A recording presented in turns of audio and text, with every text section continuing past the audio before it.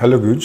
अब हम जो है सो इंडस्ट्रियल सोसाइटी यानी कि औद्योगिक समाज के बारे में बात करेंगे।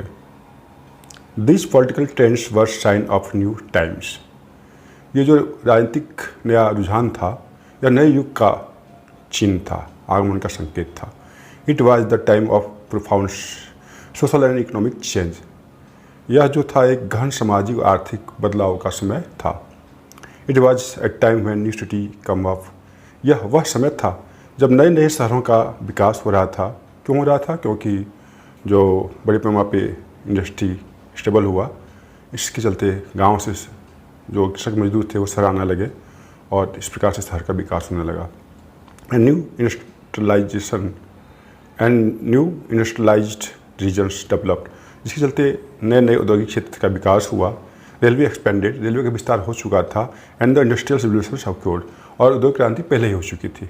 ठीक ना, यूरोप में पहले हुई थी और यूरोप में सबसे पहले इंग्लैंड में हुई थी, इसके बाद रशिया में हुई थी। रशिया में बहुत कम औद्योगिक जो है सो क्षेत्र का विस्तार हुआ था। Industrialisation brought man womens and children to factory. जब औद्योगिकरण हुई, इंडस्ट्रियलाइजेशन हुई, तो जो गाँव में जो खेत में काम करते थे मजदूर जो थे, वो चाहे औरत हो, चाहे आदमी हो, चाहे बच्चे हो, सभी शहर में आके फैक्ट्री में काम करने लगे। वर्क आवर्स वर ऑफ्टन लॉन्ग, लेकिन उनसे बहुत लंबी अवधि तक काम ली जाती थी। एंड वेज वर पुअर, और जो वेज थी वो बहुत ही कम थी। अनएम्प्लॉयमेंट वाज कॉमन, बेरोजगारी एक आम बात थी। Particularly during time of low demands for industrial goods, खास करके उस समय जब औद्योगिक जो उत्पाद बनती थी वस्तु, उसकी जब डिमांड कम होती थी, उसमें बहुत सारे लोग बेरोजगार हो जाते थे। ठीक ना। Housing and sanitation worse problem since town were growing rapidly.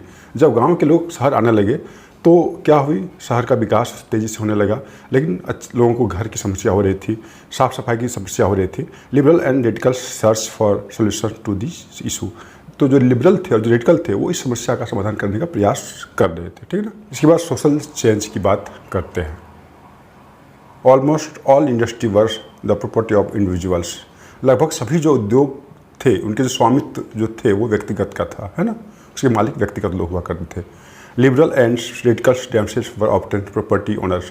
जो लिबरल थे और जो रेडिकल थे वो भी जो है सो प्रॉपर्टी के मालिक थे, है ना, एंड एम्प्लॉयर्स, और वो भी लोगों को रोजगार देते थे, नौकरी देते थे। Having made their wealth through trade and industrial venture.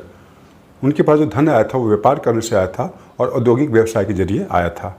They felt that such efforts should be encourage. उनका मानना था कि इस प्रकार के प्रयास को जो है सो प्रोत्साहित किया जाना चाहिए। That its benefits woods be achieve if workers in the economy was healthy. उनका मानना था कि अगर श्रमिक स्वस्थ रहे, सिटीजन्स वर्स एजुकेटेड, और जो पढ़े लिखे लोग हैं वो अगर शिक्षित रहे तो इससे क्या होगा, आपका भरपूर लाभ लिया जा सकता है ना। Oppose to the privilege of old aristocracy. लेकिन ये जो ओल्ड एरिस्टोक्रेसी थे, जैसे कि क्लर्जी नोबल्टी, इसके खिलाफ थे, है ना। हेड बाय बर्थ, जो कि जन्म से उनके पास था। They formally believe that the value of individual effort. उनका मानना था कि लोगों को जो है सो व्यक्तिगत प्रयास से, श्रम से, उद्यमशीलता से जो है सो लोग अगर बढ़े तो कोई गलत बात नहीं है ना। If freedom of individuals was ensure.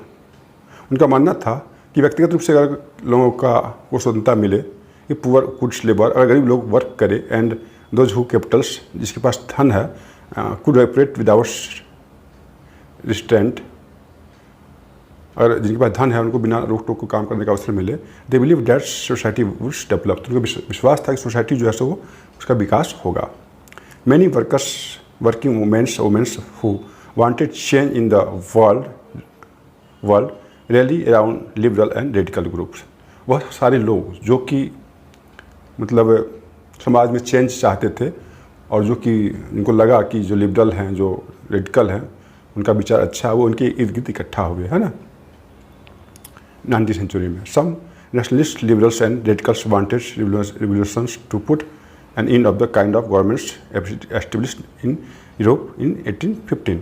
कुछ जो लिबरल थे, जो रेडिकल थे, वो एक क्रांति करना चाहते थे ताकि 1815 में जो कंजर्वेटिव गवर्नमेंट बैठी थी उसको हटाया जा सके।